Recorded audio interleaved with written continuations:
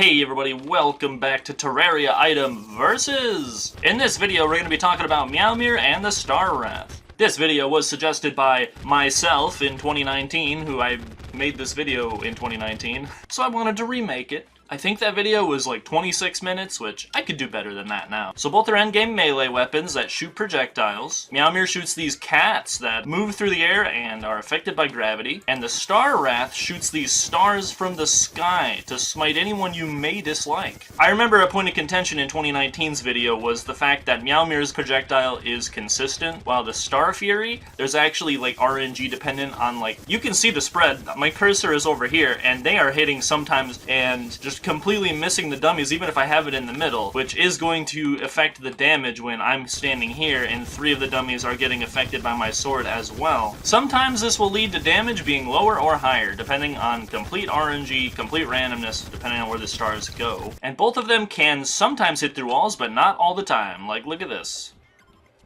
Did not hit that dummy. Both these weapons can sometimes hit through walls, while like the Star Wrath can get partially through walls and sometimes all the way through. It does not have the same properties as, say, the Star Fury or the Zenith, which can actually just strike through walls blatantly.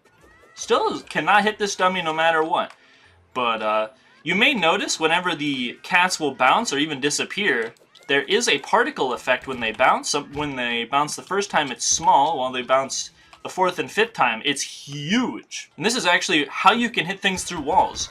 The explosions on the cats can hit through enemies through walls, so this is kind of like a last prism situation where the last prism cannot hit enemies through walls, but its particle effects that it creates can. The Star Wrath might look like it blatantly can hit through walls, but it's actually pretty damn limited. You can even see here that some of them are breaking on that wooden barrier I have. Some of them are hitting, but not all the time. It's very inconsistent. From this angle, it barely ever hits. Sometimes it does, but it's like, again, can't give you the full value from hitting through a wall when it's that limited. So both these swords are pretty damn similar, which makes sense because they both drop from the Moonlord. So Meowmere's projectile can hit 5 targets, and Star Wrath is actually a little bit more hard to figure out. The issue again with the Star Wrath is just that it has so much RNG on the spread of its projectiles that even though it can hit, I think it's about 9 targets is the max that I've counted, it still doesn't reach its max DPS on 10 targets. I gave it to it anyway just for the sake of like, RNG is stupid, okay? A lot of the time I always make that a point, is that if the RNG is required and it's really unlikely, then I usually would nerf the weapon, but in this case I don't think that's fair. Mainly because I don't think the invincibility frames that the enemy is getting from being hit by the sword negate the projectile's damage. Like, I'm still getting 7k on only 3 of these. But if you wanted, you could spread out your projectiles while also hitting enemies right up close with your sword, so that your projectiles hit enemies that are further away. And I'm sure there's probably a cursor placement that could get me to hit more things, but it's usually going to hit about 6 guys wherever your cursor is, and then your sword will hit 3. I was really hoping that they made the Star Wrath, they like buffed it like they did with the, okay, now it's hitting through walls, but only some of them. What? Why? Maybe it's because it's a sharper angle? Yeah, if the angle is really sharp like this, then it can hit through the wall. Still though, that's gonna count as limited for sure. If there's a guy in my face and I'm in a cave, I definitely would like it to be able to go through this wall instead of doing this.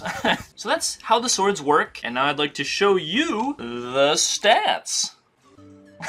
Just a friendly reminder, I do not use accessories or armor when I test these things, only like the best possible reforge. And I do denote the difference between the two here. So I was really hoping, since the Star Wrath could maybe hit through walls sometimes, that it would be able to push ahead of the Meowmere, because that is insane utility. But because of how limited it is, they actually both get the same multipliers. So the damage stats don't lie. There's not really a way to squeak out extra value if you're doing the same thing but worse. And that's basically what the Star Wrath is doing. Even though it can hit more targets, the Meowmere's projectile is just so consistent and so powerful. The only test the Star Wrath wins is single target, which it does 600 to 1,000 more damage. Every other test though, Meowmere is in the lead. The upper bound's on 3 targets though. If you get lucky, the Star Wrath can kind of match the Meowmere a bit. Meowmere maxes out at 5 targets as we mentioned, but it already is on 5 targets. It doesn't need to hit more because it's doing 10,000 damage per second, while the Star Wrath on 5 targets targets is only doing about 700 more damage than its previous test. Meowmere is doing 3,000 more damage. And because Starwrath can hit more targets, its 10th target damage increases a bit, but still isn't even able to get to 10k on its highest possible range, while the Meowmere's lowest possible range is still 10,200. Average DPS, the only thing that matters, 8,858 on the Meowmere to 7,129 on the Starwrath. Average of all tests. All of the knockback's the same, crit's the same, use time is very similar, velocity, and I mean the Starwrath is faster, but it spawns more of them and it's faster, but it's RNG dependent. I really think you could make the Starwrath hit through walls like fully, like the Star Fury does, and it wouldn't be broken. I think that would be a great buff, in fact. It's similar to the Vampire Knives in the Scourge of the Corruptors. Meowmere and Starwrath are separated by an item, except this time it's the Enchanted Sundial. And on the tier list, they are in 59th place for the Meowmere and 60th place for the Starwrath. The 3rd and 4th best items we have tested so far, at least that do damage. Meowmere breaking into 100,000 value thanks to its times 12 multiplier, being a ranged weapon that can sometimes hit through walls. And Starwrath right on his heels with 85,000 with the same multipliers and for the same reasons. Even though I did the Zenith and Last Prism off camera, I could do another video. Tell me if you're interested in this idea. Zenith consistently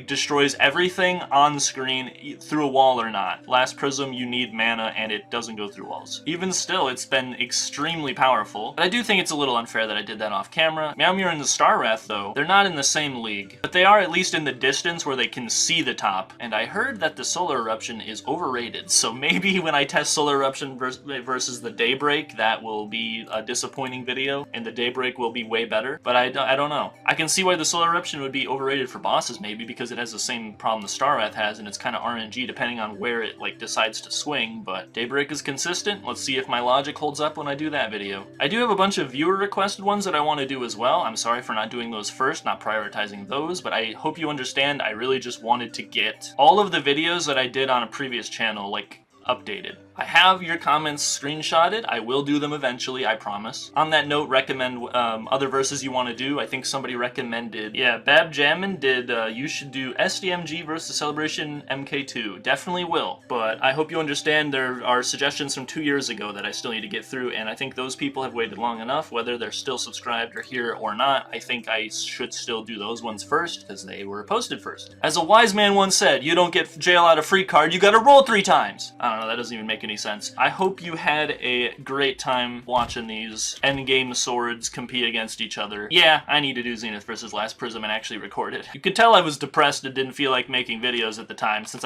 that's one of the biggest tests you could possibly do, and I didn't do it. I just wrote down the stats, didn't record it, shipped it, just because I was curious, didn't even record it. So I'll make that at some point too. I'm gonna get back to working on other videos though. Thanks so much for watching, Wulfrum. Subscribe for more videos like this. Have a wonderful day, and I'll see you next time.